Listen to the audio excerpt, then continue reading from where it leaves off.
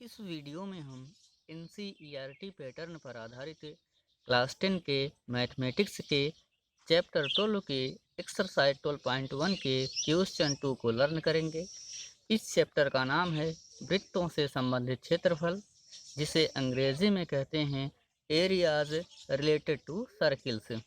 Areas में क्षेत्रफल, related में संबंधित, टू मीन्स से और सर्किल मीन्स वृत्तों। तो area related to circles means वृत्तों से संबंधित क्षेत्रफल। तो चलिए देर न करते हुए आते हैं हम सीधे क्वेश्चन पे। क्वेश्चन में दिया गया है दो वृत्तों की त्रिज्याएं क्रमशः 8 सेंटीमीटर और 6 सेंटीमीटर हैं।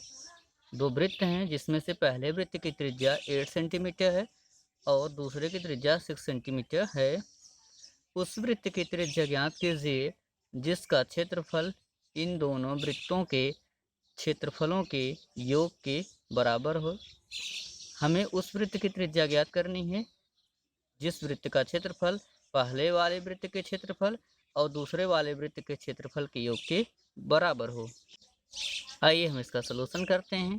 तो गिवन दैट दिया है कि पहले वृत्त की त्रिज्या, अब त्रिज्या को r से दिखाते हैं। तो पहला वृत्त है इसलिए इस त्रिज्या को हमने मान लिया r1। तो पहले वृत्त की त्रिज्या r1 इज इक्वल टू, यहाँ पे दिया गया है पहले वृत्त की त्रिज्या कितनी है 8 सेंटीमीटर, तो इसे हम लिख लेंगे 8 सेंटीमीटर। दूसरे वृत्त की त्रिज्या, तो दूसरे वृत्त की त्रिज्या कितनी है 6 सेंटीमीटर, तो इसे हम लिख लेंगे 6 सेंटीमीटर। और मान लेंगे क्योंकि हमें उस वृत्त की त्रिज्या ज्ञात करनी है अर्थात तीसरे वृत्त की त्रिज्या ज्ञात करनी है, तो माना तीसरे वृत्त की त्रिज्या, अब त्रिज्या को r से दिखाते हैं। तो r is equal to r3। पहले के हमने r1 माना, दूसरे के हमने r2 माना, तीसरे के हमने क्या मान लिया r3। तो माना तीसरे वृत्त की त्रिज्या r is equal to r3 है। अब हमें वृत्त का क्षेत्रफल, इसमें क्षेत्रफल की बात हुई है तो जिसका क्षेत्रफल अर्थात वृत्त का क्षेत्रफल, चूँकि हम जानते हैं वृत्त का क्षेत्रफल इज इक्वल टू होता है पाई आर स्क्वायर। चूँकि हम जानते हैं कि वृत्त का क्षेत्रफल इज इक्वल टू होता है पाई आर स्क्वायर, जहाँ आर क्या है त्रिज्या है। अब इससे हम सॉल्व करते हैं। तो इसलिए पहले वृत्त का क्षेत्रफल, तो यहाँ पे वृत्त का क्षेत्रफल होता है पाई आर स्क्वायर, तो हम पहले वृत्त के क्षेत्रफल को लिखेंगे, यहाँ पे हमारा होगा पाई और यहाँ आर की जगह पे हम लिखेंगे r1। क्यों? क्योंकि हमने पहले वृत्त की त्रिज्या को r1 मान रखा है। तो यहाँ पे r स्क्वायर, तो हम लिखेंगे यहाँ पे r1 square is equal to pi. अब यहाँ से r1 की वैल्यू है 8 सेंटीमीटर, यहाँ से हम रखेंगे 8 सेंटीमीटर का होल स्क्वायर, क्योंकि यहाँ पे r का स्क्वायर था तो हम इसका भी स्क्वायर करेंगे। अब 8 8 जा हो जाएगा 64, 8 8 जा कितना हो जाएगा हमारा 64, इसे हम लिखेंगे 64 पाई। इसी तरीके से दूसरे वृत्त का क्षेत्रफल हम निकालेंगे। तो वृत्त का क्षेत्रफल इक्वल टू होता है पाई आर स्क्वायर, यहाँ पे भी हम लिखेंगे पाई। अब दूसरे वृत्त की त्रिज्या को हमने r2 मान रखा है, इसलिए इस r के स्थान पे हम r2 का स्क्वायर लिखेंगे। तो लिखेंगे हम r2 का स्क्वायर इज इक्वल टू, अब पाई को पाई से रहने देंगे, r2 की वैल्यू है 6 सेंटीमीटर, इसे हम लिखेंगे 6 सेंटीमीटर।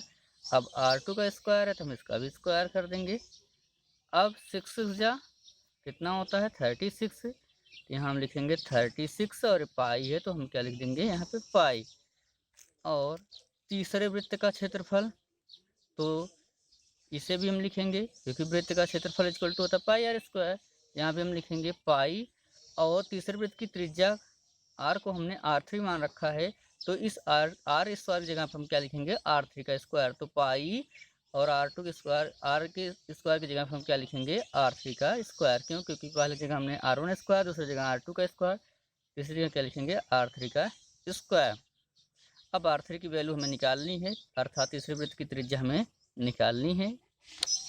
अकॉर्डिंग टू क्वेश्चन, प्रश्न के अनुसार प्रश्न में दिया गया था कि तीसरे वृत्त का क्षेत्रफल, या प्रश्न में लिखा था उस वृत्त की त्रिज्या ज्ञात कीजिए जिसका क्षेत्रफल इन दोनों वृत्तों के क्षेत्रफलों के योग के बराबर हो।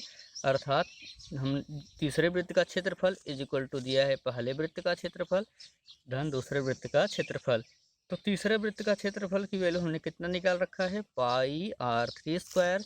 तो तीसरे वृत्त के क्षेत्रफल जगह है हम इस वैल्यू को रखेंगे, यहाँ हम लिखेंगे pi r3 square is equal to, अब पहले वृत्त की क्षेत्रफल की वैल्यू कितनी आई है 64 पाई, तो यहाँ हम लिख देंगे 64 पाई प्लस है तो हम लिखेंगे प्लस, और दूसरे वृत्त का क्षेत्रफल कितना आया है 36 पाई, इसे भी हम लिख देंगे 36 पाई। अब यहाँ आगे चलते हैं, हम इसे ऐसे रहने देंगे तो पाई यहाँ पे रहेगा ही, और R3 square is equal to 64 में जब हम 36 को ऐड करेंगे तो हमारा हो जाएगा 100, और पाई है क्या लिख देंगे हम पाई लिख देंगे। अब यहाँ से ध्यान दीजिए, इसके आगे हम चलेंगे, यहाँ से ये R3 स्क्वायर के साथ पाई मल्टीपल में है, इनटू में है, गुणे में है, तो अगर हम यहाँ R3 स्क्वायर इक्वल टू लिखेंगे ये हमारा 100 पाई ऐसा रहेगा, और यहाँ से जो पाई है वो इधर मल्टीपल में है, गुणे में है R3 के साथ, तो इधर कहाँ आएगा पान में, इसे हम लिख लेंगे ऐसा पान पाई।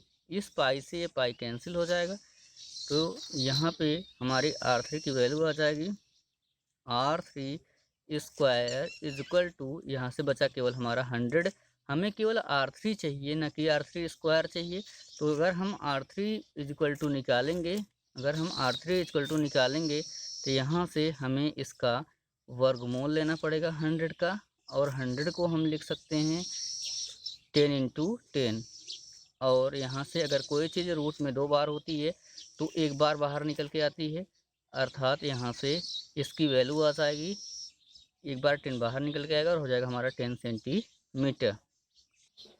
तो इस तरीके से R3 हमने मान रखा था तीसरे वृत्त की त्रिज्या को, तो R3 की वैल्यू आ गई 10 सेंटीमीटर, यहाँ हम लिख देंगे, इसलिए उस तीसरे वृत्त की त्रिज्या R3 इक्वल टू 10 सेंटीमीटर है, जिसका क्षेत्रफल इन दोनों वृत्तों के क्षेत्रफलों के योग के बराबर है।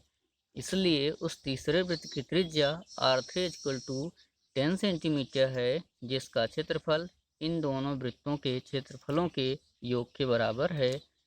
आशा करता हूँ कि आपको ये मेरा वीडियो पसंद आया होगा। अगर आपको ये मेरा वीडियो पसंद आया हो तो आप लाइक ज़रूर कीजिएगा, और आप कमेंट करना बिल्कुल न भूलिएगा कि आपको ये मेरा वीडियो कैसा लगा। और मेरा आपसे एक निवेदन है कि अगर आप मेरे चैनल पर नए हों तो आप मेरे चैनल को सब्सक्राइब कर लीजिए। जैसे ही आप सब्सक्राइब करेंगे, सब्सक्राइब के बगल में बेल आइकन दिखेगा, जिसे प्रेस करना या दबाना बिल्कुल न भूलिएगा। इससे लाभ ये होगा कि इससे पहले मैंने NCERT पैटर्न पर आधारित क्लास 10 के चैप्टर 8, चैप्टर 9 और चैप्टर 10 को भी पढ़ा रखा है। तो जैसे ही आप सब्सक्राइब करेंगे तो उनके वीडियो आपको मेरे वीडियोज बॉक्स में आसानी से देखने को मिल जाएंगे। इसके अलावा बेल आइकन दबाने से आपको फ़ायदा ये होगा कि जो भी वीडियो मैं अपलोड करूँगा उनकी नोटिफिकेशन सबसे पहले आपके पास पहुँच जाएंगे, जिससे आप मेरे उन वीडियो को आसानी से देख पाएंगे और आपको जानकारी रहेगी कि नया वीडियो अपलोड हुआ है। Thanks for watching my videos. और इससे पहले मैंने एक्सरसाइज 12.1 के लिए अपना पहला बेसिक वीडियो अपलोड किया है, और दूसरा वीडियो हमारा एक्सरसाइज 12.1 के क्वेश्चन 1 का है। अगर आपने उन वीडियो को भी नहीं देखा है तो मैं उन वीडियो का भी लिंक डिस्क्रिप्शन में दे रहा हूँ।